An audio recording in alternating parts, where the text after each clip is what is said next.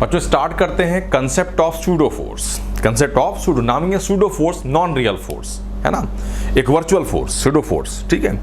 तो concept of pseudo force बच्चों देखो हम लोगों ने याद करिए, जब मैंने न्यूटन्स लॉ ऑफ मोशन को स्टार्ट किया था, इसके फर्स्ट लेक्चर की अगर मैं बात करूं तो मैंने स्टार्ट ही किया था फ्रेम ऑफ रेफरेंस से कि there exist two types of frame of reference, inertial frame of reference and second one is non inertial frame of reference. Inertial frame of reference are those frames in which Newton's laws of motion are directly applicable, while in non-inertial frame of reference Newton's laws of motion are not directly applicable। वो applicable नहीं होंगे। क्यों नहीं होंगे? Because according to Newton law F equals to dp by dt की अगर मैं बात करता हूं, dp अपॉन dt की बात करता हूं, तो ये फोर्स जो बेटे होता है वो होता है vector sum of all real forces acting on system. ये न्यूटन का स्टेटमेंट था।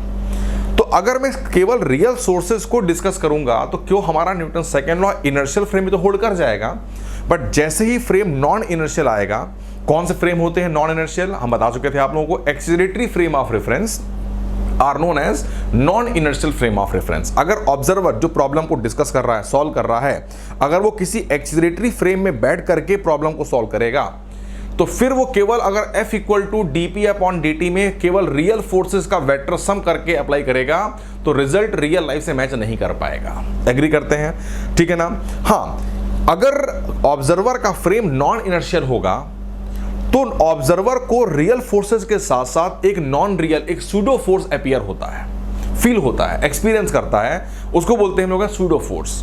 आपने खुद देखा होगा, जैसे देखिए अगर मान लीजिए आप किसी एलिवेटर में हैं, लिफ्ट के अंदर हैं और लिफ्ट ऊपर जा रही है। जब लिफ्ट ऊपर जाती है, लिफ्ट ऊपर जा रही है विद एक्सीलरेशन, तो आप कहां पर हैं? आप लिफ्ट के अंदर हैं। लिफ्ट क्या कर रही है? लिफ्ट एक्सीलरेशन ए से ऊपर जा रही है, मतलब आपका फ्रेम कैसा हो गया? एक्सीलरेटरी फ्रेम हो गया। कैसा हो गया? Non inertial frame of reference. और बच्चों non inertial frame of reference की अगर मैं बात करूंगा तो आप खुद नोटिस करिए, जब लिफ्ट ऊपर जाती है तो आपको अपना वेट, बॉडी का वेट कुछ हैवी फील होता है। जब लिफ्ट ए के एक्सीलरेशन से नीचे आती है तो आपको अपनी बॉडी का वेट हल्का सा लाइट फील होता है, जबकि एक्चुअल में आपका रियल वेट तो mg है, बट आपको वेट में कुछ हैवीनेस, कुछ लाइटनेस फील तब हुई जब लिफ्ट एक्सीलरेट अपवर्ड करी या रेस्पेक्टिवली क्या बोलेंगे डाउनवर्ड करी। क्लियर हो भाई? और आपका फ्रेम उस टाइम पे कैसा था? Non inertial. तो आपने नॉन इनर्शियल फ्रेम में एक ऐसा फोर्स एक्सपीरियंस किया जिसको आप कहीं से भी प्रैक्टिकली विजुअलाइज नहीं कर सकते हैं, बट वो आपको एक्सपीरियंस हुआ, उसी के थ्रू आपको अपनी बॉडी का वेट mg से कुछ प्लस या कुछ माइनस अपीयर हुआ। एग्री करते हैं? क्लियर हुआ? ये अगर आप गोल गोल घूमें, अगर आप 3-4 लोग ऐसे होकर के गोल गोल घूमेंगे तो आपको एक फील होगा कि कोई आपको सेंटर से अवे पुश कर रहा है, धक्का दे रहा है, जबकि रियलिटी में कोई ऐसा एजेंट नहीं है जो आपको सेंटर से अवे पुश कर रहा है। बट अगर आप गोल गोल घूमते हैं तो आपको फील होता है कि हम सेंटर से अवे जा रहे हैं। अगर आप गोल गोल घूम रहे हैं तो चेंज ऑफ क्या हो रहा है बताइए? वेलोसिटी चेंज कर रही है, वेलोसिटी कांस्टेंट नहीं है। वेलोसिटी अगर वेरी कर रही है तो 100% एक्सीलरेशन आएगा, और बच्चे अगर एक्सीलरेशन आ गया तो उसका मतलब उसका फ्रेम कैसा हो गया? Non inertial. आप खुद गोल गोल घूम रहे थे तो आपका फ्रेम कैसा है? Non inertial. तो आपको देखो एक नॉन रियल, एक सूडो फोर्स एक्सपीरियंस हुआ। कहां पर हुआ? सेंटर के से अवे की तरफ। एग्री करते हैं? तो आपने खुद देखा कि अगर ऑब्जर्वर का फ्रेम नॉन इनर्शियल होता है तो apart from real forces observer also observe experience a non real force, a pseudo force. Clear हुआ? ये उस फोर्स को क्या बोलते हैं हम लोग? सूडो फोर्स बोलते हैं। एग्री करते हैं? क्लियर हुआ? ये देखो ये लिखा हुआ है कि when observer observes a body of mass m moving with some acceleration, observer moving with some acceleration, अगर ऑब्जर्वर के पास एक्सीलरेशन है then apart from real forces observer also experience an extra force, एक एक्स्ट्रा फोर्स और picture में आता है on the body, and that extra force is known as called, क्या बोलते हैं उसको हम लोग? सूडो फोर्स बोलते हैं। अब ऑब्वियस सी बात है, सूडो फोर्स है। क्लियर हुआ? ये तो फोर्स के पास में मैग्नीट्यूड भी होगा, डायरेक्शन भी होगी। और अब देखिए हम लोग याद करिए, जब हम लोगों ने एग्जांपल्स ऑफ रियल फोर्सेस किए थे, जैसे कि weight, normal reaction, tension, spring force, तो इन सब से हम लोगों ने 4 बातें पूछी थी। पहला पॉइंट होता है कि तुम एग्जिस्ट कब करते हो। इससे पूछूंगा मैं कि यार सूडो फोर्स बताओ तुम एग्जिस्ट कब करते हो, तो ये बताएगा कि मैं एफबीडी में, मैं फ्री बॉडी डायग्राम में तब एग्जिस्ट करूंगा, कब करूंगा? जब ऑब्जर्वर का फ्रेम एक्सीलरेटरी होगा, नॉन इनर्शियल होगा। फिर सेकंड पॉइंट हम ये पूछते इससे हैं कि यार तुम्हारा मैग्नीट्यूड कितना है, तुम्हारी डायरेक्शन क्या है, और थर्ड पॉइंट और फोर्थ पॉइंट पूछते हैं कि तुम्हारा बॉडी में पॉइंट ऑफ अटैचमेंट क्या है, पॉइंट ऑफ एप्लीकेशन क्या है, कि तुम बॉडी के किस पॉइंट पे अटैच होते हो। जैसे कि mg की बात करते हैं तो mg बॉडी के सेंटर ऑफ मास पे ऐड करता है, ऐसे ही सूडो फोर्स से बात करेंगे तुम कहां ऐड करते हो। सूडो फोर्स का जो मैग्नीट्यूड आएगा, फोर्स है तो F इक्वल टू ma होगा, तो सूडो फोर्स का जो वैल्यू आएगी वो आती है m इंटू ए। बहुत ध्यान देना, यहाँ पर मास जो m है ये मास ऑफ ऑब्जर्वर नहीं है, ये m है the mass of the body which is under observation, जिसका मैं FVD बना रहा हूं वो अंडर ऑब्जर्वेशन है, उसका मास लेंगे इंटू ए क्या है, एक्सीलरेशन ऑफ ऑब्जर्वर, ना कि एक्सीलरेशन ऑफ बॉडी। बहुत ध्यान रखिएगा, बॉडी एक्सीलरेट कर रही हो या ना कर रही हो कोई फर्क नहीं पड़ने वाला होता है, m में मास ऑफ द बॉडी आता है और a जो होता है वो एक्सीलरेशन ऑफ ऑब्जर्वर होता है, उस ऑब्जर्वर का एक्सीलरेशन जो नॉन इनर्शियल फ्रेम में ए के एक्सीलरेशन से एक्सीलरेट कर रहा है वो यहां पर रखा जाता है। एग्री करते हैं, क्लियर हुआ। डायरेक्शन, यस, सूडो फोर्स की जो डायरेक्शन होती है वो हमेशा ऑब्जर्वर के एक्सीलरेशन की डायरेक्शन के अपोजिट होती है। ऑब्जर्वर अगर राइट साइड में एक्सीलरेट करेगा तो बॉडी पर सूडो फोर्स वो एक्सपीरियंस करेगा लेफ्ट साइड पे, और सूडो फोर्स कहां लगता है, बॉडी के सेंटर ऑफ मास पे लगता है। सारे पॉइंट बहुत इंपॉर्टेंट हैं। यस, देखिए, pseudo force act at the centre of mass of the body, its direction is always opposite to the acceleration of observer. ध्यान देना, ये बॉडी का नहीं एक्सीलरेशन है, ऑब्जर्वर के एक्सीलरेशन के अपोजिट होती है। वैल्यू होती है m into a, where m is the mass of the body under observation and a is the acceleration of observer, उस ऑब्जर्वर का एक्सीलरेशन जो उस बॉडी का फ्री बॉडी डायग्राम बना रहा है।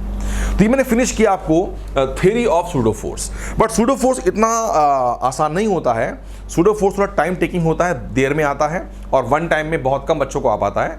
तो हम उसको एग्जाम्पल्स के थ्रू ही इसको और हम आगे स्टडी करेंगे, और इसके अंदर भी एक हेडिंग और रह गई है उसको भी करेंगे, बट पहले हम कुछ एग्जाम्पल्स से सूडो फोर्स को एक ग्रिप में लेके आने की ट्राई करेंगे, ठीक है। सो हमने एग्जाम्पल नंबर 1 दिया आपको, ये a simple pendulum is hanging in an accelerated car and the car is accelerating with an acceleration a naught। अब ऑब्वियस सी बात है, कार की बात की गई है और मेंशन नहीं किया गया है तो मानेंगे कार हॉरिजॉन्टल डायरेक्शन में जा रही है ना, ऑब्वियस सी बात है। कभी वो हालांकि इंक्लाइन में भी जा सकती है, बट लेकिन अगर मेंशन नहीं है तो हमेशा कार को क्या माना जाता है, बॉडी को हमेशा मान लेते हैं कि हॉरिजॉन्टल डायरेक्शन में एक्सीलरेट कर रही है। Calculate the angle made by the string with the vertical in equilibrium condition, in equilibrium condition, ठीक है। मैंने क्वेश्चन को रीड किया और क्वेश्चन को रीड करने के बाद में यस, अब मैं देखिए इसके हिंट पे आता हूं, इसके सोल्यूशन पे आता हूं, ठीक है। बच्चों जरा ध्यान देना मैं क्या बोल रहा हूं। सबसे पहली बात तो देखो यार ये है कि यहां पर बोला गया है कि एक कार है, तो सबसे पहले मैंने क्या किया, मैंने एक कार को बनाया,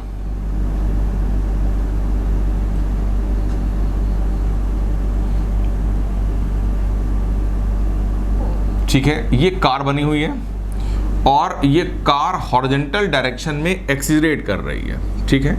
ये जो कार है ये हॉरिजॉन्टल डायरेक्शन में आपको गिवन है कि a0 के एक्सीलरेशन से एक्सीलरेट कर रही है, ठीक है। हालांकि यहाँ पर देखिए ऑब्जर्वर मेंशन नहीं किया गया है, ठीक है ना, लेकिन मैंने बताया आपको हो सकता है कि आपको डायरेक्टली या इनडायरेक्टली कहीं से हिंट हो कि जो ऑब्जर्वर है वो non inertial frame of reference पे है, ठीक है। अभी देखते हैं, ठीक है ना। अच्छा, अब इस कार के अंदर एक सिंपल पेंडुलम है। सिंपल पेंडुलम मतलब हो गया है एक सिंगल स्ट्रिंग है, मासलेस स्ट्रिंग, और उसके एक एंड को कार की सीलिंग से अटैच किया गया है और रेस्ट जो फ्री एंड हो गया उस पर एक पॉइंट मास, उसको बॉब बोलते हैं, BOB, वो अटैच किया गया है, ठीक है। अब बोल रहा है कि calculate the angle made by the string with the vertical in equilibrium condition. देखो हमने इसको हाईलाइट किया, इन इक्विलिब्रियम कंडीशन। आप देखिए दो ऑब्जर्वर हो सकते हैं, एक तो ऑब्जर्वर है ग्राउंड वाला, लेकिन ग्राउंड वाला जो ऑब्जर्वर होगा इस बार कभी भी इक्विलिब्रियम को ऑब्जर्व ही नहीं कर पाएगा। क्यों? बिकॉज उसको हमेशा कार के अंदर अटैच्ड पेंडुलम मूविंग कंडीशन पे अपीयर होगा, और जो मूविंग होगा विद एक्सीलरेशन a0, तो इसका मतलब नेट फोर्स वो इसका तो ये ऑब्जर्वर इन ग्राउंड बोलेगा कि ये जो पेंडुलम इसके अंदर अटैच्ड है वो a0 के एक्सीलरेशन के साथ कार के साथ जा रहा है। इसका मतलब पेंडुलम के पास में ग्राउंड वाले ऑब्जर्वर के रिस्पेक्ट में एक्सीलरेशन है, F equal to ma, a है, पेंडुलम के पास मास तो बॉब के पास होगा, तो फोर्स आएगा मतलब फोर्स जीरो नहीं होगा तो ऑब्जर्वर इन ग्राउंड कभी भी इक्विलिब्रियम कंडीशन को ऑब्जर्व एक्सपीरियंस ही नहीं कर सकता है। ध्यान दो मैं क्या बोल रहा हूं। इसका मतलब कंफर्म है कि इस बार जो ऑब्जर्वर होगा वो इनसाइड द कार होगा। हाँ, कार के अंदर आप इमेजिन करिए कि आप कार के अंदर बैठे हुए हैं और आपको पेंडुलम जो है कुछ ऐसा अपीयर हो रहा है, रुका हुआ है ना। देखिए ऑब्जर्विंग ग्राउंड को तो पेंडुलम कभी भी स्टेशनरी स्टैटिक अपीयर ही नहीं होगा, तो सवाल ही नहीं पैदा होता है कि ऑब्जर्वर इन ग्राउंड कभी भी इक्विलिब्रियम कंडीशन के बारे में सोच पाए। हाँ, अगर हम ऑब्जर्वर इन कार की बात करेंगे तो इसको पेंडुलम क्लियर हुआ रेस्ट पे दिख जाएगा तो वो उसकी इक्विलिब्रियम कंडीशन को एक्सपीरियंस करेगा। तो यहां पर इनडायरेक्टली मेंशन्ड है कि observer is must be inside the car. Clear हुआ, ये ऑब्जर्वर 100% कार के कैसा होगा, अंदर होगा। अब जरा अपने प्रॉब्लम को देखते हैं। देखिए इस प्रॉब्लम में क्या है, ये सिंपल पेंडुलम है। आप पहले इमेजिंग करिए, देखिए कि इक्विलिब्रियम पोजीशन में वो पोजीशन होती है जहां पर नेट फोर्स जीरो होता है, ठीक है ना। अब देखिए ये पेंडुलम इमेजिंग करिए और ये पॉइंट मास है, ये पेंडुलम है, यहां से फिक्स कर दिया गया और ये पॉइंट मास है। देखिए इस पर mg वर्टिकल डाउन लगेगा, स्ट्रिंग में टेंशन वर्टिकल अप आएगी। क्लियर हुआ, नॉर्मल रिएक्शन नहीं आएगा, स्प्रिंग फोर्स नहीं आएगा, बट सूडो फोर्स आ जाएगा। क्यों? बिकॉज ऑब्जर्वर का फ्रेम कैसा है, नॉन इनर्शियल। जरा एक काम करता हूं मैं, पहले जरा सा इनिशियली जो स्नैप बनेगा ये बना रहा हूं, ठीक है ना, with respect to this observer, with respect to observer in car. देखो जब ये फोर्स बनाएगा तो फर्स्ट फोर्स mg आएगा, सेकेंड फोर्स नॉर्मल रिएक्शन नहीं आएगा, third force tension in the string आएगा, फोर्थ फोर्स स्प्रिंग फोर्स नहीं आएगा, फिफ्थ फोर्स होता है बेटे सूडो फोर्स आएगा। कहां लगता है, बॉडी के सेंटर ऑफ मास पे, ये तो खुद ही पॉइंट है। क्लियर हुआ, direction of pseudo force is always opposite to the direction of the acceleration of observer. Observer car के अंदर है, कार राइट जा रही है तो वो लेफ्ट पे लगेगा। वैल्यू कितनी आएगी, मास of the Bob, mass of the body under observation and acceleration of the observer. Observer car के अंदर है तो कार का एक्सीलरेशन। अब सोचिए जिस मोमेंट पर स्ट्रिंग वर्टिकल होगी, अभी मैंने स्नैप ड्रॉ किया हुआ है इनिशियली जब कार बस स्टार्ट करी उस टाइम पर स्ट्रिंग वर्टिकल होगी, तो क्या वर्टिकल पे कभी इक्विलिब्रियम आ सकता है, नहीं आ सकता है। क्यों? टी तो बैलेंस कर जाएगा mg को, ना ये ऊपर गया ना ये नीचे जाएगा। लेकिन देखो देखिए लेफ्ट वाले फोर्स को काउंटर बैलेंस करने के लिए राइट में कोई फोर्स नहीं आ रहा है, तो 100% इस जगह पर नेट फोर्स जीरो नहीं है। नेट फोर्स कहां पर आया, राइट साइड के लेफ्ट में आया, तो पेंडुलम लेफ्ट की तरफ जाएगा और वर्टिकल से एक सर्टेन एंगल थीटा नॉट पे आने के बाद में इक्विलिब्रियम पे आ पाएगा। तो आई थिंक इक्विलिब्रियम टर्म को भी जस्टिफाई किया हम लोगों ने कि हाँ यार ये वर्टिकल डायरेक्शन से क्लियर हुआ, एक सर्टेन एंगल पे आने के बाद में ही ये इक्विलिब्रियम पे आएगा। अब मैं ड्रॉ करूंगा इस पे ऑल फोर्सेस, सारे फोर्स ड्रॉ करूंगा। फर्स्ट फोर्स देखिए क्या आएगा। हाँ अब ध्यान दीजिएगा, मैं प्लॉट कर रहा हूं या ऐसा देखिए, ध्यान दीजिएगा, मैं प्लॉट क्या कर रहा हूं, मैं प्लॉट कर रहा हूं free body diagram of bob of the pendulum.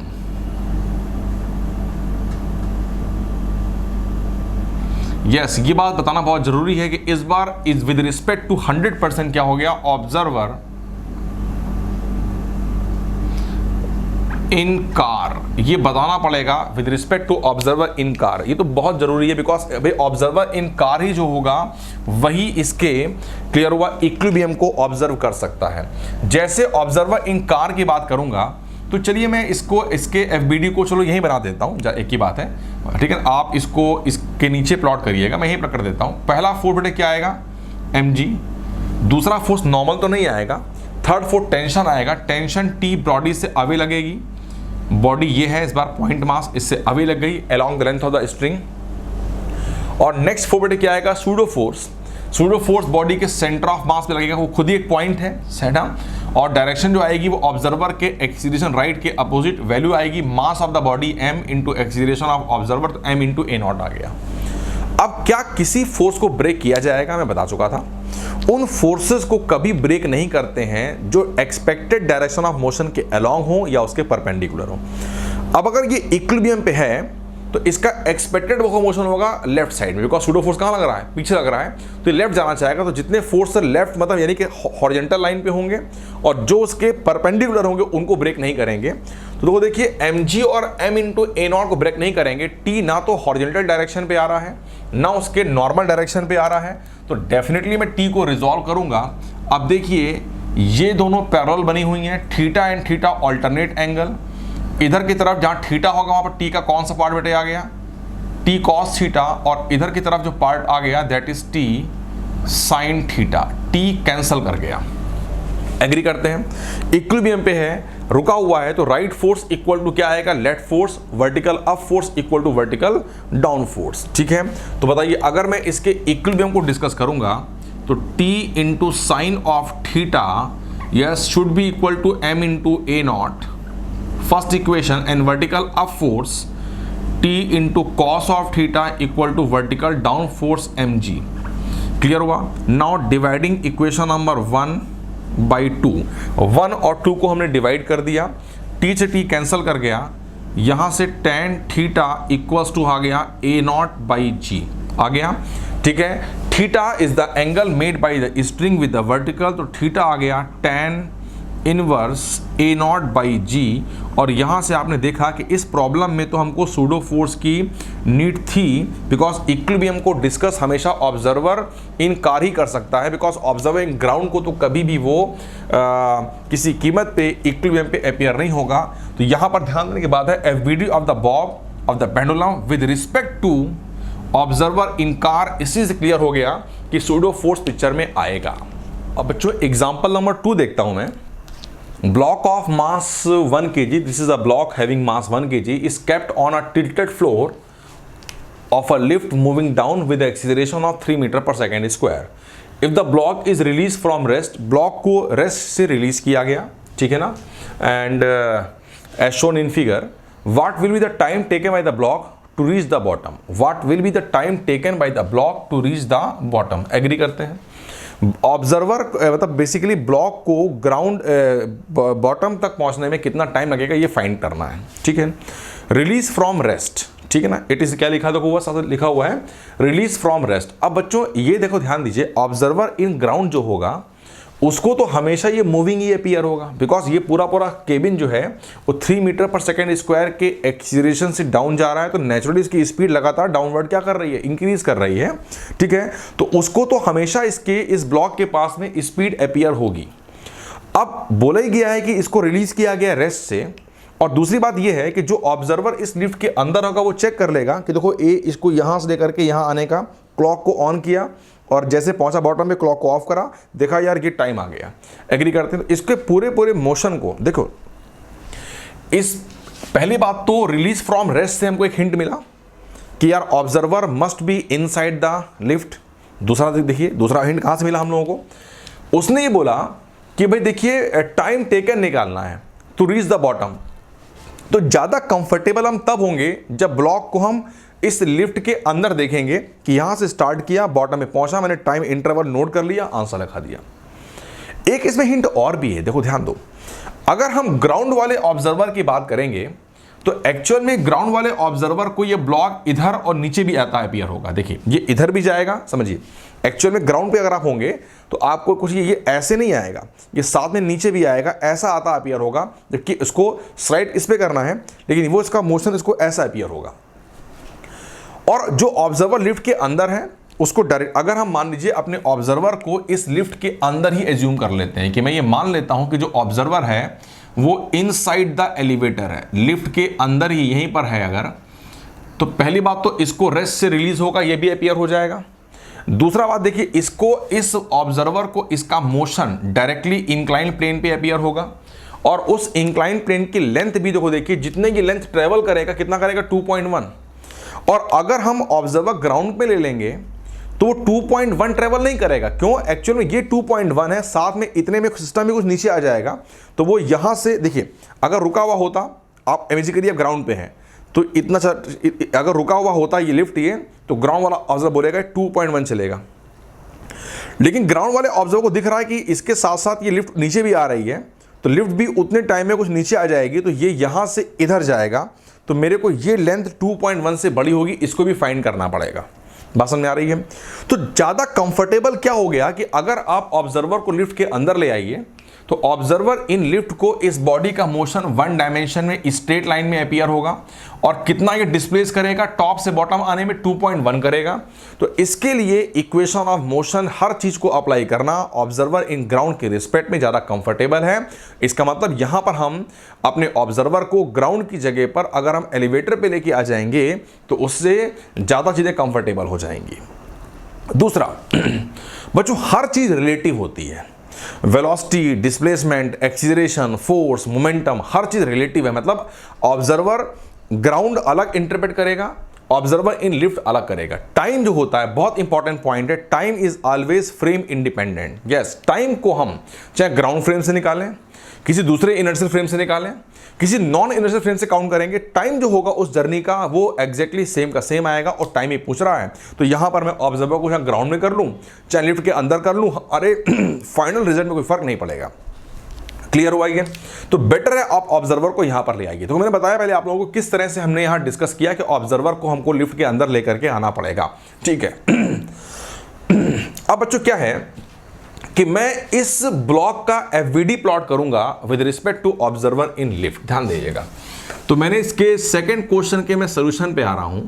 मैंने लिखा free body diagram of block, yes, with respect to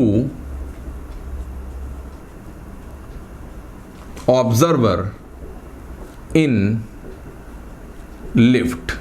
yes, with respect to observer in lift। Observer इन जो लिफ्ट है उसके रिस्पेक्ट में हमको क्या करना है, हमको फाइंड करना है free body diagram of the observer.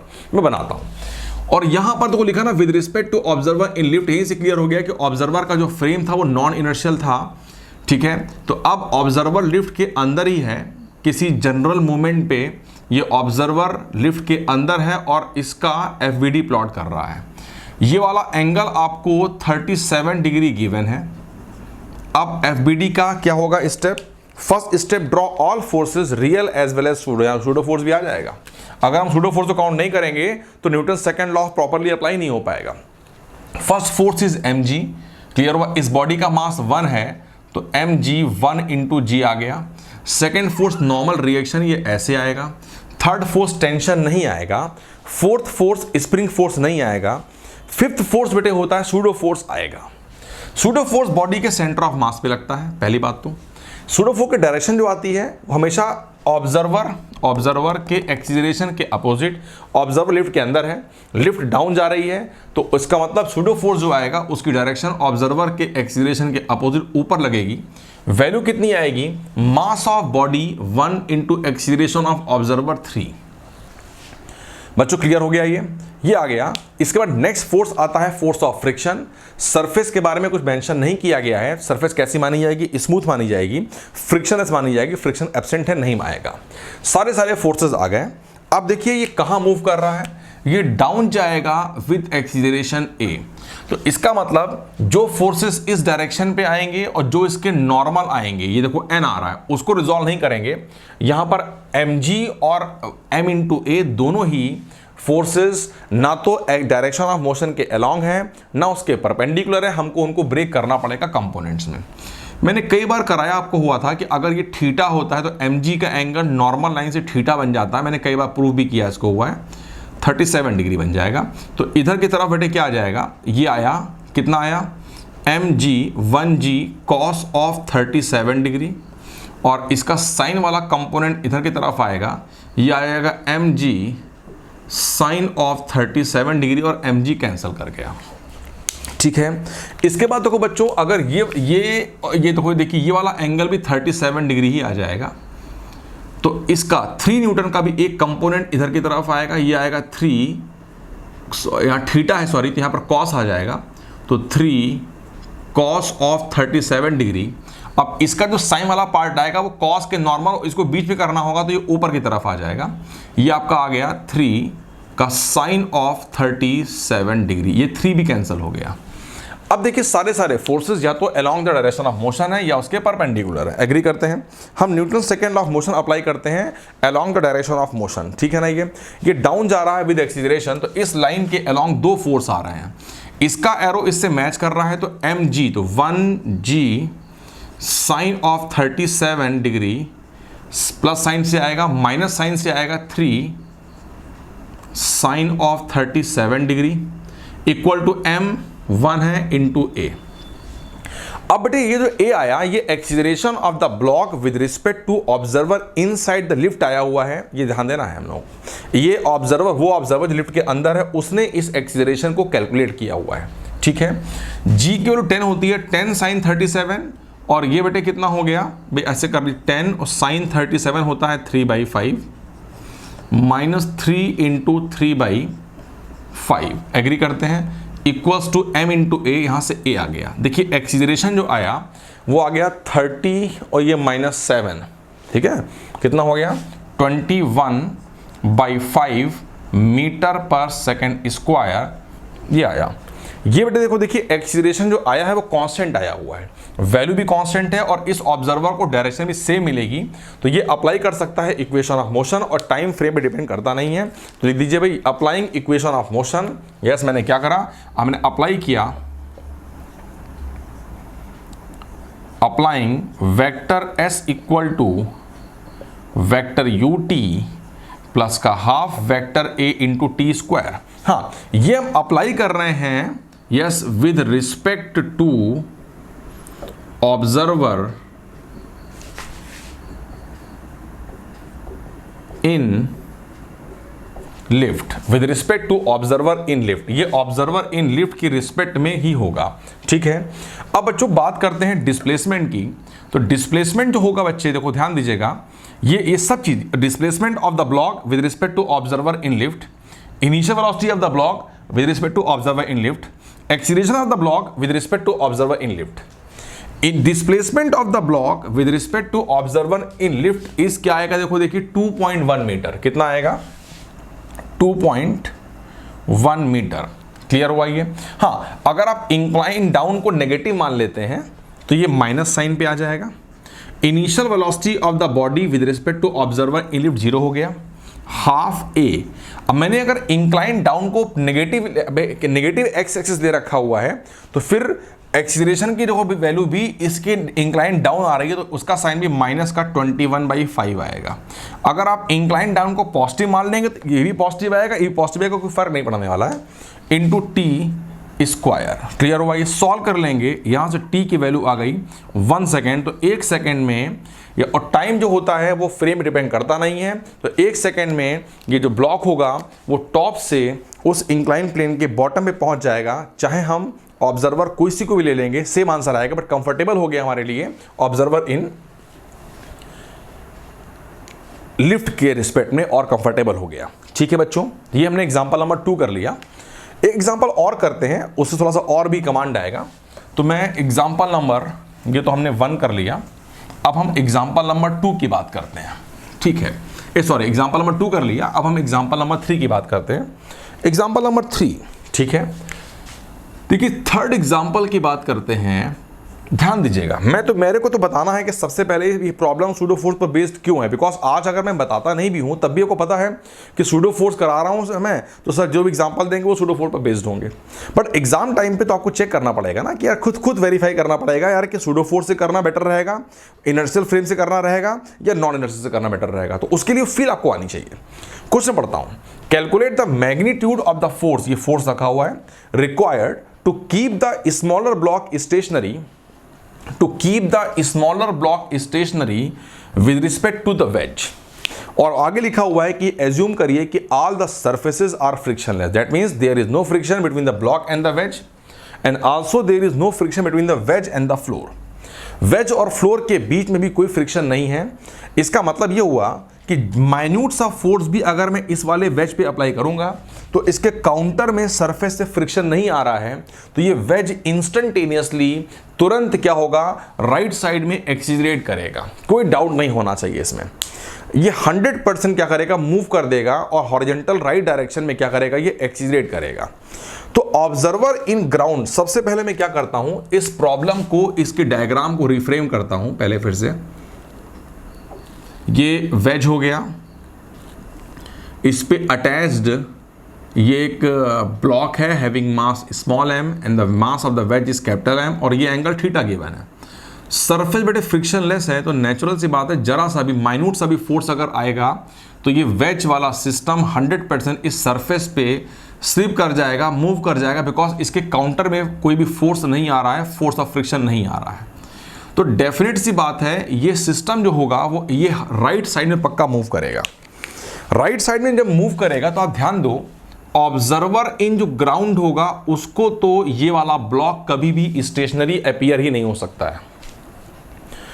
Clear हो भाई? और ये बोल रहा है कि देखो भाई, to keep the smaller block stationary, आगे देखो पढ़िए क्या लिखा है, विद रिस्पेक्ट टू वेज, मैंने इसको डबल लाइन किया, विद रिस्पेक्ट टू वेज, मतलब अगर हम वेज पे अपने ऑब्जर्वर को बैठा लेंगे, ध्यान दो बच्चे, वेज में अगर मैं अपने ऑब्जर्वर को लेके आता हूं तो इस ऑब्जर्वर को, ये ऑब्जर्वर नंबर 1 हो गया, ये ऑब्जर्वर नंबर 2 हो गया, ऑब्जर्वर नंबर 2 को लगेगा ऐसा अपीयर होना चाहिए कि ये ब्लॉक वेज पे स्लिप नहीं कर रहा है, मूव नहीं कर रहा है, मतलब ये जो ऑब्जर्वर है 2 और ये ब्लॉक के बीच में गैप ना तो कम होना चाहिए और ना बढ़ना चाहिए। अगर गैप सेम रहेगा तो फिर ये जो ब्लॉक है वो वेज पर मूव नहीं करेगा। एग्री करते हैं?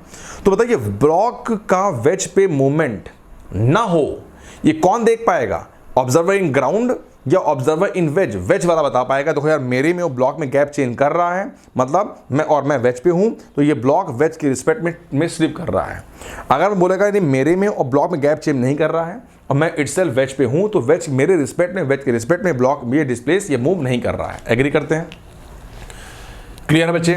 तो अब यार ये बताओ, सबसे पहले देखो, अब ये ऐसी प्रॉब्लम है जहां पर हम लोगों को प्रॉब्लम को सॉल्व करने के लिए ऑब्जर्वर इन ग्राउंड और ऑब्जर्वर इन वेज दोनों की नीड पड़ेगी। देखो ध्यान दो, नो डाउट फाइनली मेरे को ऑब्जर्वर नंबर 2 की नीड पड़ेगी, बिकॉज ऑब्जर्वर नंबर 2 वेज की रिस्पेक्ट में लिखा ना, साथ लिखा हुआ smaller block stationary with respect to wedge. तो वेज पे अगर मैं ऑब्जर्वर को बैठा लूंगा तो इस ब्लॉक पर नेट फोर्स कितना आना चाहिए? स्टेशनरी नेट फोर्स 0 आ जाना चाहिए। तो नेट फोर्स इस ब्लॉक पर 0 कब आएगा? ऑब्जर्वर इन वेज की रिस्पेक्ट में। और वेज जो होगी वो डेफिनेटली फोर्स के थ्रू एक्सीलरेट कर रही होगी, तो वेज के पास में 100% एक एक्सीलरेशन होगा राइट साइड में, और उस एक्सीलरेशन की नीड इस मैन को पड़ेगी जब ये ऑब्जर्वर इन वेज इसका एफवीडी बनाएगा। बिकॉज जब ये इस ब्लॉक का एफवीडी बनाएगा तो एमजी भी आएगा, नॉर्मल रिएक्शन भी आएगा और साथ में सूडो फोर्स एक्सपीरियंस करेगा।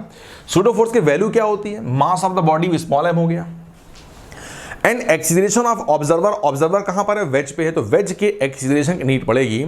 इसलिए बताइए सबसे पहले हम क्या करेंगे? सबसे पहले मैं वेज के एक्सीलरेशन को फाइंड करूंगा। एग्री करते हैं? प्रॉब्लम की लैंग्वेज के अकॉर्डिंगली बताइए, वेज और ब्लॉक के बीच में कोई भी रिलेटिव मोशन होना है कि नहीं होना है? नहीं होना है। इसका मतलब ध्यान दो मैं क्या बोलने वाला हूं, इसका मतलब मैं वेज और ब्लॉक को एक सिंगल ब्लॉक की तरह एज्यूम कर सकता हूं। बोलिए, मैं वेज को यस और ब्लॉक को एक सिंगल ब्लॉक की तरह एज्यूम कर सकता हूं। क्यों कर सकता हूं?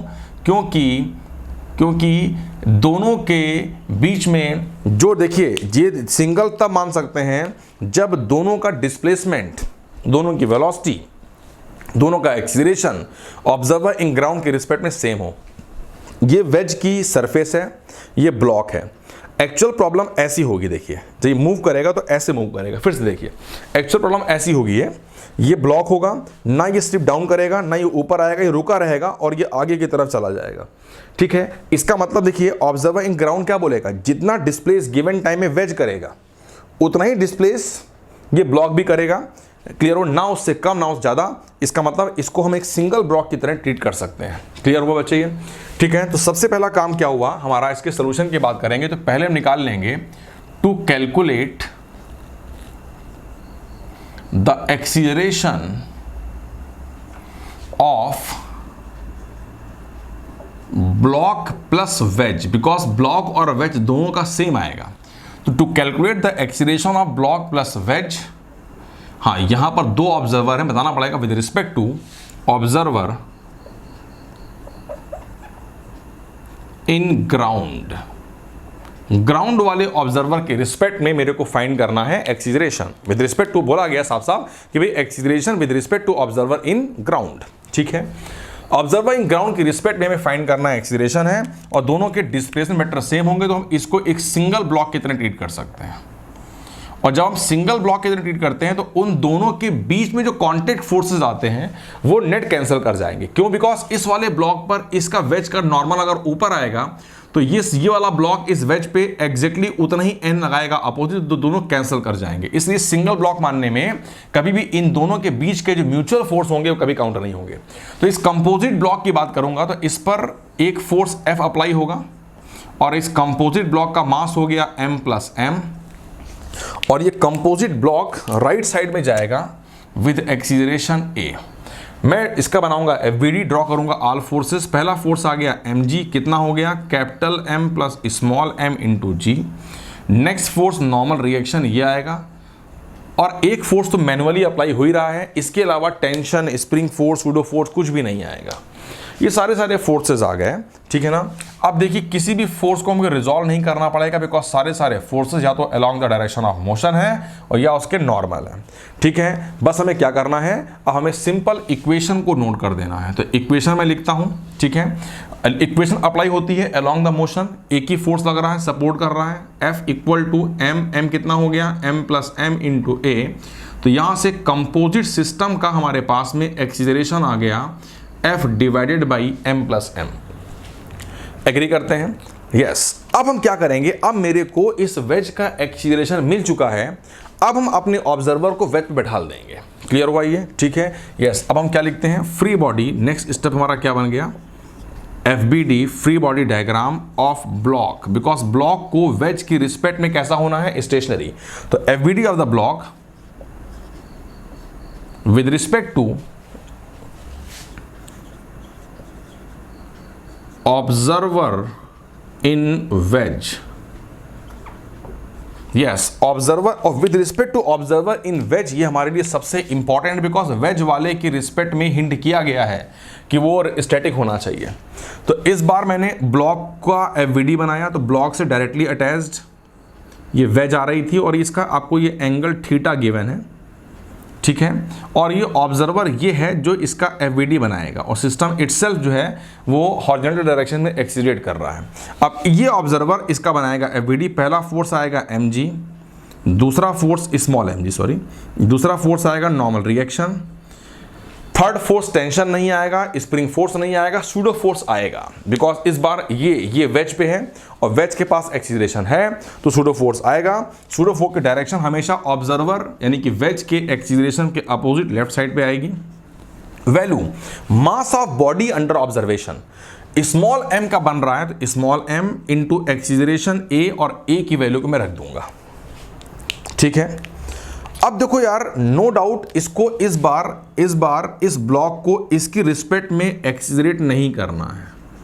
ये A0 क्या है, A0 जो है वो है acceleration of block with respect to wedge, और वेज की रिस्पेक्ट में वो स्टैटिक है, रुका हुआ है, इक्विलिब्रियम पे है, नेट फोर्स 0 आएंगे, मतलब एक्सीलरेशन नहीं आएगा, ठीक है। क्लियर हुआ? हाँ, एक्सपेक्टेड मोशन कहां पर होगा? अगर हम मोशन एक्सपेक्ट करें तो मोशन कहां होता है भाई? ऑब्वियस बात है, ब्लॉक का मोशन कभी एयर में नहीं हो पाएगा, होगा तो इंक्लाइन के सरफेस पे। तो जो फोर्सेस इंक्लाइन के सरफेस के अलोंग होंगे और जो उस सरफेस के परपेंडिकुलर है n, उनको ब्रेक नहीं करेंगे। तो इस बार हम ब्रेक करेंगे mg को एज वेल एज ma को, बिकॉज mg और ma ना तो एक्सपेक्टेड डायरेक्शन ऑफ मोशन के अलोंग है और ना उसके परपेंडिकुलर है। हमने देखा है कि नॉर्मल वाली लाइन को अगर मैं एक्सटेंड करेंगे तो ये एंगल थीटा आता है, मैंने याद ही हो चुका है। तो mg का एक पार्ट इधर बेटे आ गया mg cos ऑफ थीटा, और mg का साइन वाला पार्ट इधर आ गया mg साइन थीटा, और ये mg कैंसिल कर गया, ठीक है। ऐसी अगर आप देखें कि अगर मैं इसके पैरेलल लाइन यहाँ प्लॉट करूँगा, ठीक है, देखिए ये और ये पैरेलल है, ये कट कर रहा है, तो ये एंगल और ये एंगल करस्पॉन्डिंग एंगल थीटा आ जाएगा। अब ma का इधर की तरफ पार्ट जहाँ एंगल थीटा होगा वहाँ पर आ गया ma cos थीटा, और ma का जो साइन वाला पार्ट होगा वो इधर आ जाएगा, तो ये आ गया ma साइन थीटा, और ma कैंसिल कर जाएगा, ठीक है। और इधर की तरफ आ गया ma cos थीटा, ठीक है। अब देखो बेटे, इक्विलिब्रियम होना है, रुका हुआ होना है, तो ना तो ये डाउन द इंक्लाइन जा रहा है ना ये अप द इंक्लाइन जा रहा है। इसका मतलब क्या हो गया, फॉर इक्विलिब्रियम मैं यहां कर देता हूं, फॉर इक्विलिब्रियम क्या आ गया, M A cos theta incline up force should be equal to incline down force, तो M A cos of theta should be equal to M G sine of theta. M gone और A की value को आप F की form में रखिए, A क्या है, F upon M plus M, तो this is equals to F divided by capital M plus small M equal to G, और साइन अपॉन कॉस हो गया टेन थीटा। तो बच्चों यहां से हमारे पास में रिक्वायर्ड फोर्स आ गया, कितना आ गया, यस ये आ गया capital M plus small m times g tan theta, this is the amount of the force. इतना फोर्स अगर मैं अप्लाई करूंगा तो ये ब्लॉक जो होगा वो वेज के रिस्पेक्ट में डिस्प्लेस मूव नहीं करेगा। एग्री करते हैं? तो ये मैंने एग्जांपल नंबर 3 फिनिश कर दिया। अब बच्चों सूडो फोर्स पर बेस्ड एक स्टैंडर्ड एप्लीकेशन है जो आपको हर स्टैंडर्ड बुक में मिल जाएगा, उसको भी कर लेते हैं। That is the apparent weight of a body in a lift. ठीक है बच्चों, वेट दो तरह का होता है। वेट को हम लोगों ने दो पार्ट में डिवाइड किया है, true weight and apparent weight. ठीक है, जैसे मैं वेट की बात करूं तो वेट ऑफ अ बॉडी को हम लोगों ने दो पार्ट में कैटेगराइज किया। First one is the true weight. True weight means हो गया mg, जो mg है वो उसका ट्रू वेट हो गया, एक्चुअल वेट हो गया। And the second one is the apparent wait. Apparent wait का मतलब होता है value of normal reaction. Value of क्या हो गया, नॉर्मल रिएक्शन। आपको नॉर्मल रिएक्शन की वैल्यू को फाइंड करना है। ठीक है, अच्छा अब जरा ध्यान दीजिएगा, वेइंग मशीन से जब हम लोग अपना वेट को रीड करते हैं तो बोलते तो हैं वेट, देखिए टेक्निकली बोलते हैं वेट हम लोग हैं, और जब वेइंग मशीन के सामने जब मैं आया तो वेट जो हमारा आया उससे फॉर एग्जांपल 65 kg आया, से 75 kg आया, तो आता वो kg में है, और जबकि मैं बोलता क्या हूँ वेट, तो वेट को भी हम लोगों ने दो पार्ट में डिवाइड किया। एक तो ये हो गया, दूसरा जो वेट होगा उसको हम एक्सप्रेस कर सकते हैं इन न्यूटन। वेट को न्यूटन में, बिकॉज वेट है तो नेचुरली काइंड ऑफ फोर्स है, न्यूटन में आना चाहिए। लेकिन कभी कभी क्या करते हैं, इसको हम लोग किलोग्राम में केजी वेट की फॉर्म में भी एक्सप्रेस करते हैं। अब केजी वेट की फॉर्म में अगर मुझे एक्सप्रेस करना है, इसका मतलब क्या हुआ, है ना, केजी वेट की फॉर्म में अगर मुझे एक्सप्रेस करना है तो जो भी बॉडी का वेट है W, अब W वेट में बी ट्रू वेट और माइट बी अपरेंट वेट, जो भी वेट है, क्लियर हुआ। केजी वेट में उसमें उस प्लेस पर जितना स्मॉल जी है, स्मॉल जी जो उस जगह पर है, क्लियर हुआ, उस जगह स्मॉल जी है, उससे डिवाइड कर दें तो ये आ जाता है केजी वेट। एग्री करते हैं? ठीक है, हाँ अब मैं बोलता हूं ट्रू केजी वेट कितना होगा, तो ट्रू वेट अपॉन उस प्लेस पे value of acceleration due to gravity.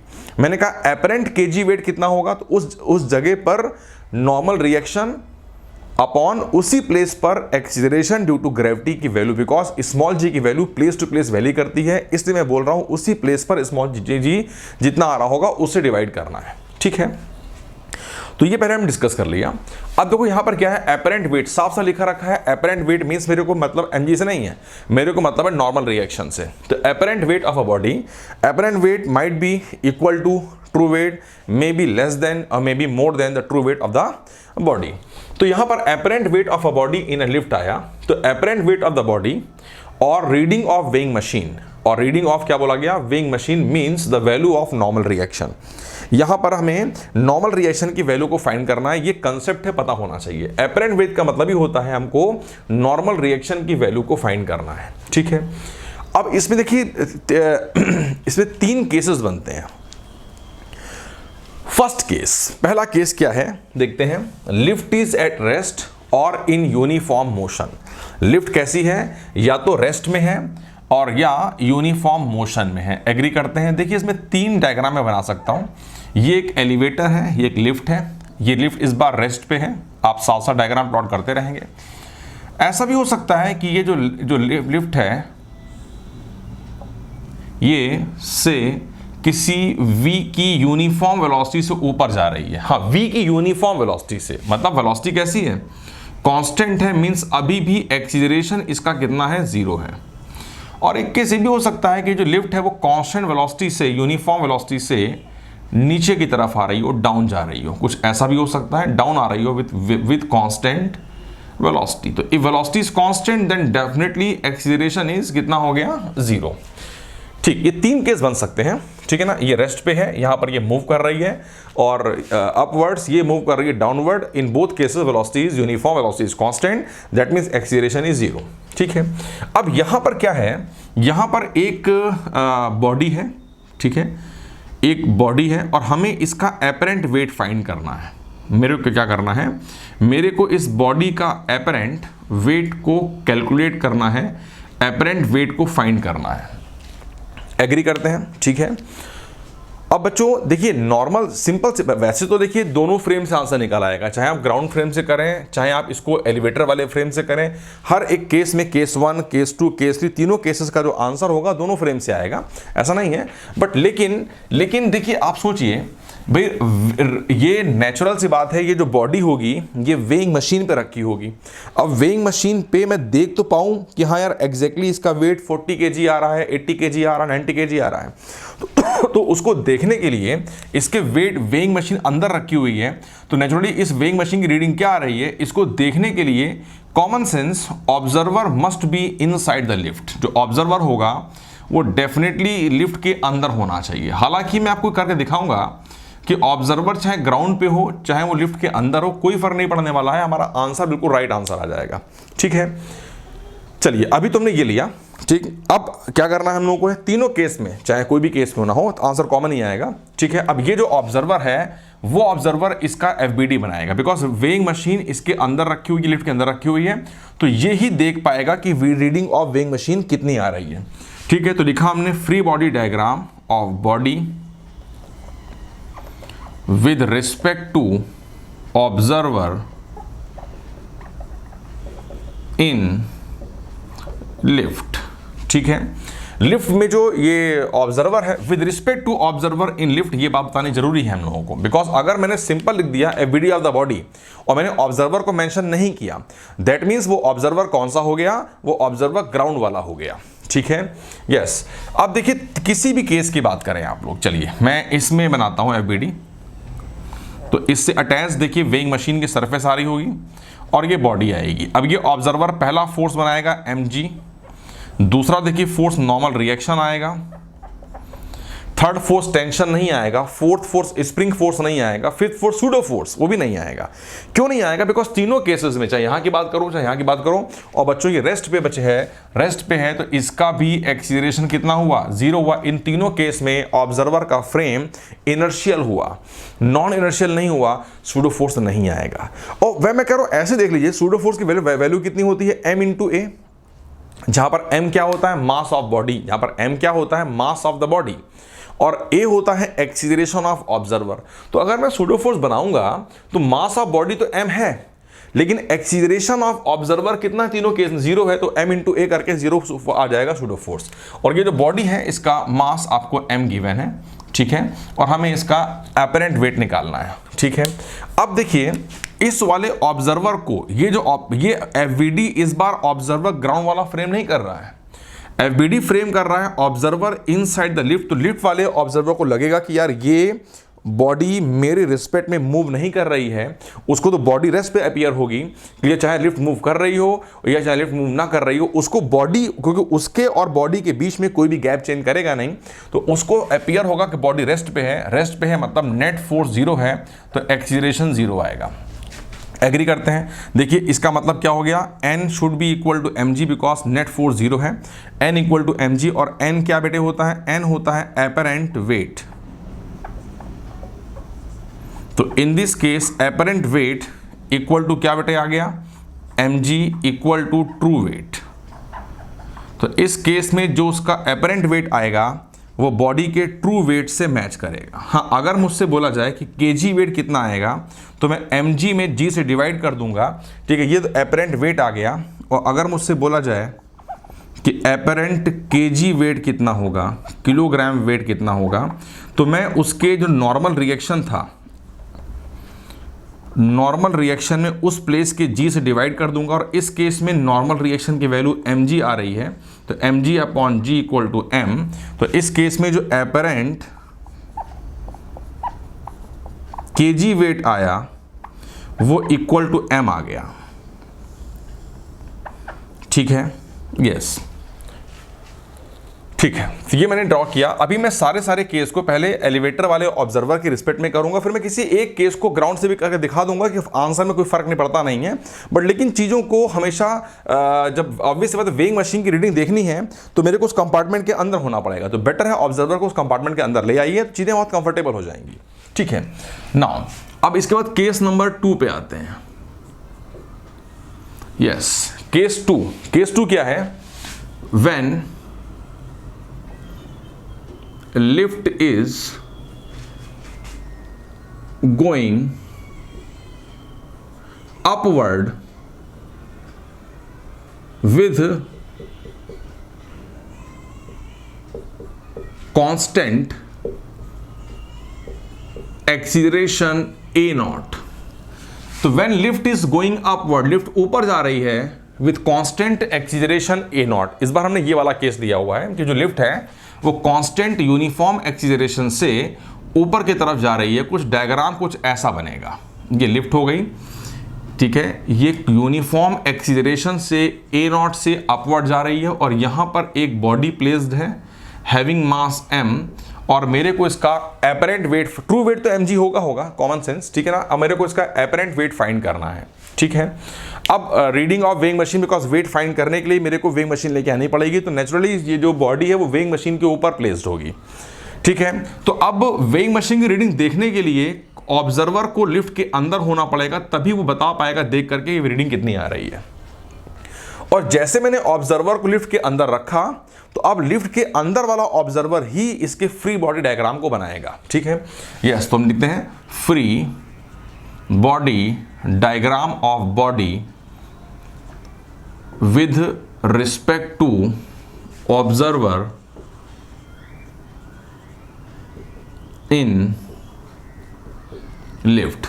free body diagram of the body with respect to observer in lift। FBD of the body क्या बोला गया? with respect to observer in lift। जो lift वाला observer है उसकी respect में बनाना है, ठीक है। मैं बनाता हूं, मैंने ब्लॉक को बनाया और इससे जो डायरेक्टली अटैच्ड है मैंने इसको बनाया, एग्री करते हैं। अब मैं इस पे ड्रॉ करूंगा ऑल फोर्सेस। पहला फोर्स क्या आ गया? mg, ठीक है। सेकेंड फोर्स बेटे आ गया नॉर्मल रिएक्शन n, ठीक है। थर्ड फोर्स टेंशन नहीं आएगा, फोर्थ फोर्स स्प्रिंग फोर्स नहीं आएगा, बट इस बार फिफ्थ फोर्स सूडो फोर्स आएगा। क्यों? बिकॉज इस बार जो देखिए with respect to observer in lift है ये, और लिफ्ट वाला ऑब्जर्वर के पास में एक्सीलरेशन है, तो अब ये सूडो फोर्स भी एक्सपीरियंस करेगा। सूडो फोर्स बॉडी के सेंटर ऑफ मास पे लगता है। सूडो फोर्स की डायरेक्शन हमेशा ऑब्जर्वर, इस बार ऑब्जर्वर यानी कि लिफ्ट के एक्सीलरेशन के अपोजिट आएगी, तो इस केस में सूडो फोर्स डाउनवर्ड पॉइंट करेगा। वैल्यू कितनी आएगी? मास of the body under observation into acceleration of observer, ठीक है। अब इस ऑब्जर्वर को ये ब्लॉक सोचिए कैसा अपीयर होगा।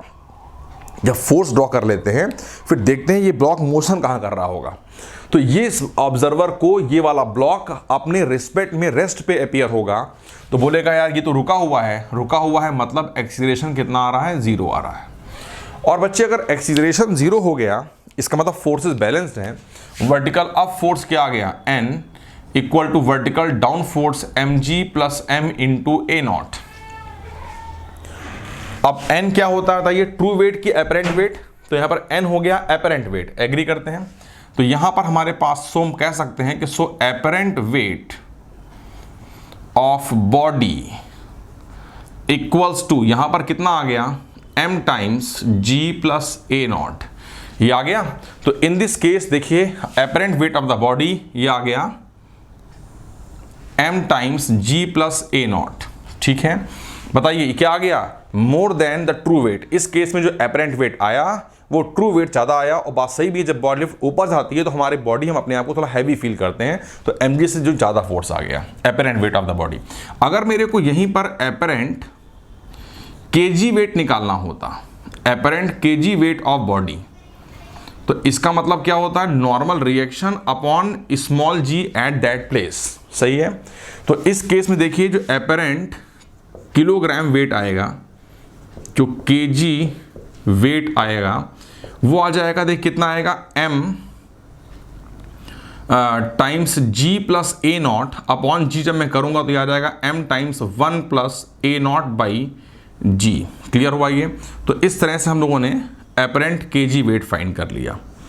ठीक है, तो ये बच्चे हम लोगों ने देखा और क्या देखा भाई, in this case the apparent weight is more than the true weight. तो हमने एक पॉइंट और भी क्लियर कर लिया कि भाई इन दिस केस, इस केस में एपरेंट वेट जो आएगा इट इज मोर देन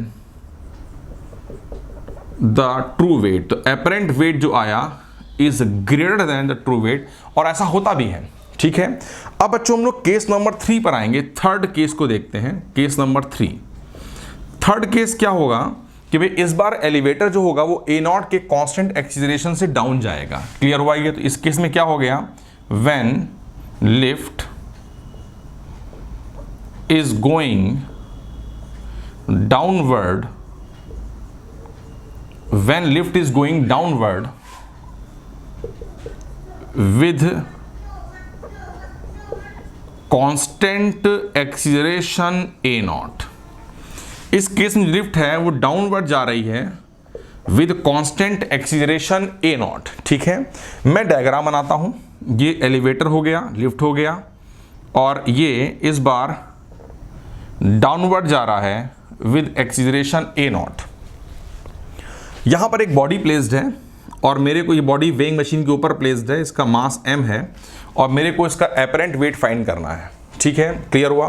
फिर वही बात है कि ऑब्जर्वर को हमको इसको लिफ्ट के अंदर ही प्लेस करना पड़ेगा, तब वही वो रीडिंग ऑफ वेइंग मशीन देख पाएगा। और जैसे ऑब्जर्वर लिफ्ट के अंदर आ गया तो ऑब्जर्वर लिफ्ट के अंदर है और लिफ्ट के पास एक्सीलरेशन है, तो इनडायरेक्टली ऑब्जर्वर के पास भी एक्सीलरेशन आ गया, तो ऑब्जर्वर का frame of reference non inertial हो गया। ठीक है, तो ये रियल फोर्स के साथ साथ एक वर्चुअल, एक सूडो फोर्स को भी एक्सपीरियंस करेगा, और जब उस फोर्स को ये एफबीडी में पिक्चर में लेके आएगा तभी ट्रू आंसर आ पाएगा। ठीक है, क्या करना हम लोगों का, फिर से वही चीज, free body diagram of body with respect to observer in lift. तो FBD of the body with respect to observer in lift, free body diagram of the body with respect to observer in lift. ठीक है, yes, ये बात ध्यान देने की, जो observer है वो लिफ्ट के अंदर है, मतलब यहां पर सूडो फोर्स पिक्चर में आएगा। क्या करना है, बॉडी को प्लॉट करेंगे, जो उससे डायरेक्टली अटैच्ड है उसको प्लॉट किया। अब ड्रॉ करेगा ये वाला ऑब्जर्वर, इस पे जितने भी फोर्स एक्सपीरियंस करेगा उनको बनाएगा। पहला फोर्स mg आएगा, दूसरा नॉर्मल रिएक्शन आएगा, और थर्ड फोर्स सूडो फोर्स आएगा। सूडो फोर्स जो आएगा बॉडी के सेंटर ऑफ मास पे ऐड करेगा, और इस बार उसकी डायरेक्शन ऑब्जर्वर यानी कि लिफ्ट के एक्सीलरेशन के अपोजिट ऊपर की तरफ आएगी, और वैल्यू आ जाएगी m इंटू ए नॉट। अभी भी इस ऑब्जर्वर को ये ब्लॉक स्टैटिक अपीयर होगा, रुका हुआ अपीयर होगा, बिकॉज उसको फील होगा कि ब्लॉक और मेरे बीच में कोई भी गैप चेंज नहीं कर रहा है, रुका हुआ फील होगा, तो अभी भी ये एक्सीलरेशन को जीरो ही काउंट करेगा। मीन्स ये फोर्सेस को बैलेंस रखेगा, इसको ऐसा लगेगा जो अपने अकॉर्डिंग करेगा। और मैं बता चुका हूं, अभी मैं आपको डिस्कस करके दिखाऊंगा कि किसी भी ऑब्जर्वर के चेंज करने पे, ठीक है, अगर हम ऑब्जर्वर को ग्राउंड पे भी ले आएंगे तभी हमारे फाइनल आंसर में कोई फर्क नहीं पड़ेगा, अभी देखेंगे, बट अभी चलने देते हैं ऐसे ही। तो ये ए जीरो है तो फोर्स बैलेंस करेगा, तो मीन्स यहां से क्या आ गया, n इक्वल्स टू क्या आ गया, mg, मैं इसको vertical up force equal to vertical down force. अब देखिए वर्टिकल अप में दो फोर्स आ रहे हैं, mg plus m into A naught, sorry n plus m into A naught equal to mg। तो यहां से जो n आ गया जो होता है एपरेंट वेट ऑफ बॉडी, ये आ गया m times g minus a not आया। और अगर हम इसी को एपरेंट केजी वेट निकालेंगे तो हम डिवाइड कर देंगे यहां पर g से, n अपॉन g कर देंगे, तो ये आ जाएगा m times 1 minus a naught by ji. Clear हुआ ये? तो हमारे पास में ये एपरेंट वेट आ गया इस केस में जब लिफ्ट ए नॉट के एक्सीलरेशन से डाउन जा रही है। और हमने देखा भाई कि इस केस में अगर आप देखेंगे तो एपरेंट वेट जो आ रहा है वो ट्रू वेट mg से कम आ रहा है। तो in this case, in this case the apparent weight is less than the true weight of body। ठीक है, यहां तक कर लिया हम लोगों ने तीनों केस करे। अब देखो बेटे, इसमें एक स्पेशल केस भी इसके अंदर आता है। इसी जब वो डाउन जा रही होती है तो उसी के अंदर एक स्पेशल, हालांकि इसको स्पेशल कहने का कोई मतलब नहीं है, बट लेकिन वो बुक में लिखा मिल जाता है स्पेशल। ये स्पेशल केस है, क्या है? व्हेन लिखते हैं, when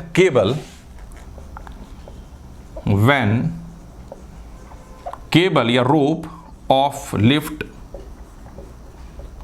is suddenly broken. Yes, अब वो स्पेशल नहीं है मतलब, लेकिन कहना पड़ता है। तो when cable of the lift, when rope of the lift is suddenly broken, अचानक अगर वो केबल टूट जाती है। क्लियर हुआ ये? अब देखिए, अगर अचानक केबल टूट जाएगी, कुछ ऐसा देखिए बनेगा। ये लिफ्ट है और ये केबल अचानक ब्रेक कर गई। अगर टूट गई तो देखो, देखिए ये पूरा सिस्टम जो होगा वो अब उसके मोशन, देखिए अभी तक क्या हो रहा था, अर्थ के साथ साथ रोप, केबल भी इसके मोशन को गवर्न कर रही थी। लेकिन अगर केबल ब्रेक कर गई तो अब अर्थ के अलावा कोई और दूसरा फोर्स नहीं आ रहा है जो इस लिफ्ट सिस्टम को गवर्न कर पाए। अब केवल ये बॉडी फ्रीली एयर में ही मूव कर रहेगी। तो जैसे ही केबल ब्रेक कर गई, उस टाइम पे बॉडी बन गई फ्रीली फॉलिंग बॉडी। और बेटे, फ्रीली फॉलिंग बॉडी के लिए vector A vector ji downward आता है। क्लियर हुआ ये? तो नोट कर सकते हैं, लिख सकते हैं कि भाई when cable of the lift is suddenly broken, then the body या then the elevator system या lift system becomes या behave like a freely falling body। तो उस टाइम पर ये freely falling body की तरह ही behave करेगा। And for freely falling body we have A equal to G, तो ये downward जाएगा with acceleration G। तो केस तो वही हो गया कि डाउनवर्ड जा रहा है विद एक्सीलरेशन A नॉट, बस इस बार A नॉट की एक स्पेशल वैल्यू आ गई, इक्वल टू G आ गई। एग्री करते हैं? ठीक, हमारा एम वही है कि मेरे को ये जो ब्लॉक है इसका मास स्मॉल m है, इसके मेरे को वेट को फाइंड करना है। ठीक है, तो कुछ नहीं करना है यार, हम लोगों को सिंपल, देखिए ये हमारे पास में आप अगर नोटिस करिए तो इसको और इसको कंबाइन करके, ठीक है, हम इक्वेशन नंबर 2 कह सकते हैं। इक्वेशन नंबर 1 हम लोग मैंने जो रब कर दी हुई है, जहां पर apparent weight of the body equal to true weight आ गया था, जहां पर लिफ्ट या तो स्टेशनरी थी या यूनिफॉर्म वेलोसिटी से ऊपर के नीचे जा रही थी, उसको इक्वेशन नंबर 1 मार्क कर लीजिएगा। और ये रिजल्ट हमारा आया, ये इक्वेशन नंबर 3 आया।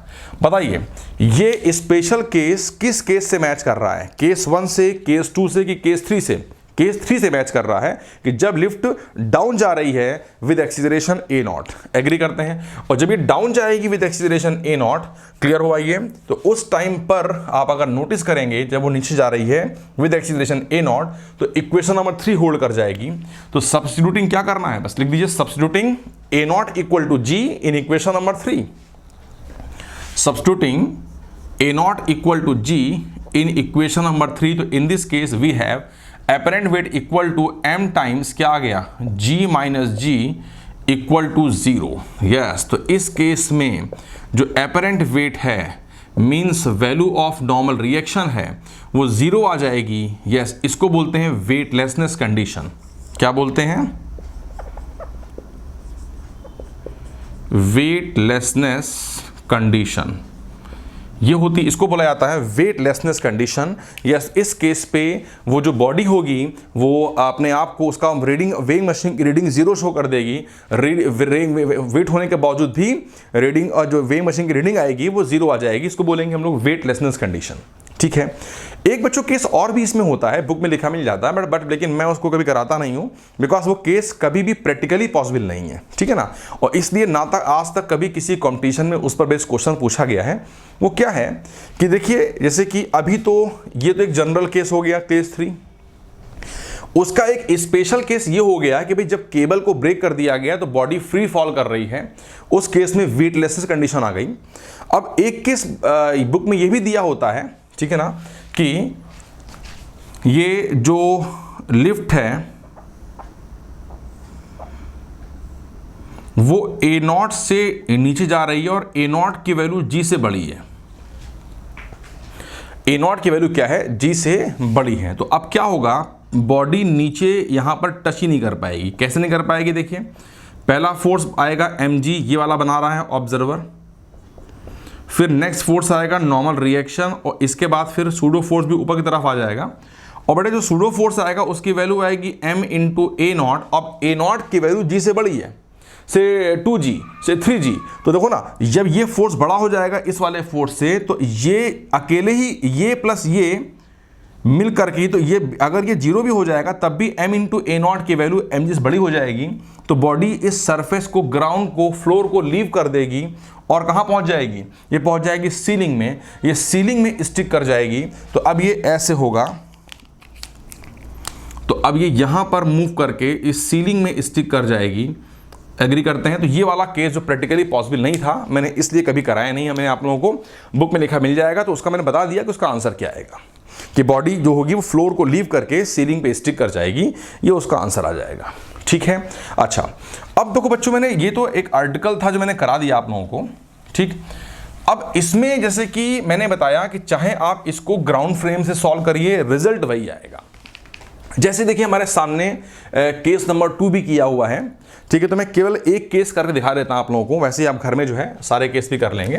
जैसे मान लीजिए अगर मैं केस नंबर 2 को ग्राउंड फ्रेम से डिस्कस करता हूं with respect to ground frame, देखना अब ये रिजल्ट वही आ जाएगा, बस ऑब्जर्वर का जो ऑब्जर्वेशन है वो डिफरेंट हो जाएगा इस बार। केस नंबर 2 क्या था कि लिफ्ट ए नॉट के कांस्टेंट एक्सीलरेशन से अपवर्ड ऊपर की तरफ जा रही थी।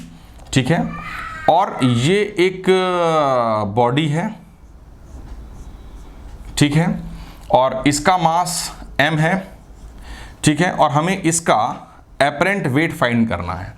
ठीक है, नेचुरली ये बॉडी वेइंग मशीन के अंदर रखी हुई है, लेकिन इस बार हम क्या कर रहे हैं, हम इसके FBD को ऑब्जर्वर इन ग्राउंड से बनाते हैं। ठीक है, देखते हैं आंसर सेम आता है कि नहीं आता है, देखते हैं। ठीक है ना, लिख देते हैं हम लोग हैं फ्री बॉडी, बिकॉज पूरी फिजिक्स डिपेंडेंट है ऑब्जर्वर के ऊपर। तो FBD of body with respect to observer on ground. ठीक है, एग्री करते हैं। जो ऑब्जर्वर ग्राउंड पर है उसकी रिस्पेक्ट में। हालांकि अगर मैं सिंपल इतना भी लिख दूंगा ना कि FBD ऑफ द बॉडी, और मैं ऑब्जर्वर को मेंशन नहीं करूंगा, तब भी वो observer in ground he assume किया जाएगा। ठीक है, अब मैं इसका प्लॉट करता हूं फ्री बॉडी डायग्राम। ठीक बच्चों, पहला फोर्स देखिए, चलो मैं इसको यहां ना करके मैं अलग से बना देता हूं FBD। ठीक है, ताकि आपको क्लियर हो। तो ये जब FBD बनाएगा तो ये ब्लॉक है और इससे अटैच्ड ये फ्लोर आ गया। ठीक है, अब इस पर ये ड्रॉ करेगा ऑल फोर्सेस, इसको सूडो फोर्स एक्सपीरियंस नहीं होगा। ठीक है, पहला फोर्स ड्रॉ करेगा mg, सेकेंड फोर्स ड्रॉ करेगा नॉर्मल रिएक्शन। अब देख लीजिए, इसके अलावा ये और किसी भी फोर्स को एक्सपीरियंस नहीं करेगा, बिकॉज टेंशन स्प्रिंग फोर्स आएगा नहीं, और इसका खुद का फ्रेम ग्राउंड फ्रेम है, इनर्शियल फ्रेम है, सूडो फोर्स भी नहीं आएगा, फोर्स ऑफ फ्रिक्शन भी नहीं आएगा, केवल 2 फोर्सेस आएंगे। लेकिन ऑब्जर्वेशन डिफरेंट हो जाएगा। जो ऑब्जर्वर इस एलिवेटर के अंदर था उसको ये ब्लॉक रेस्ट पे अपीयर था, बिकॉज उसको लग रहा था कि मेरे और ब्लॉक के बीच में गैप चेंज नहीं कर रहा है। लेकिन ये जो ऑब्जर्वर होगा, इसको ये ब्लॉक ए नॉट के एक्सीलरेशन से ऊपर जाता हुआ अपीयर होगा।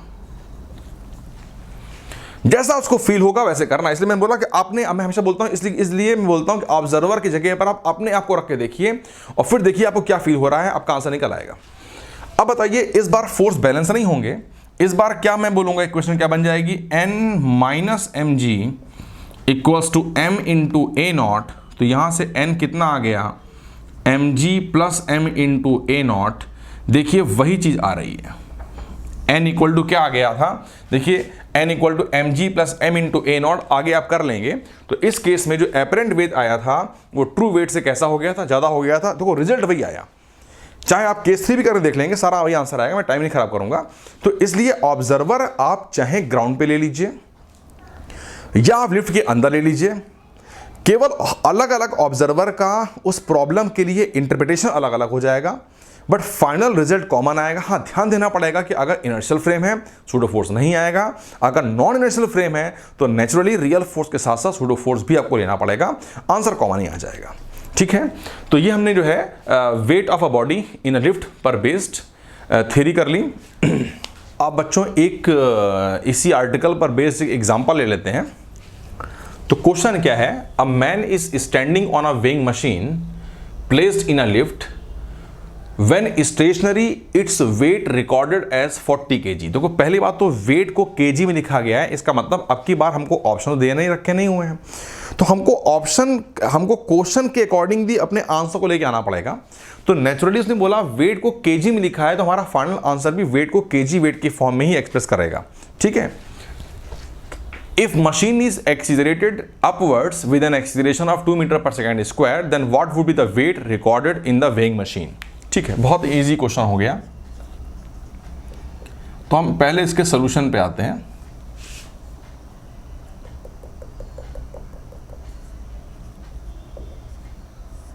ठीक, मैन इज, ठीक है, तो पहले जब लिफ्ट स्टेशनरी थी, case 1 when lift is stationary.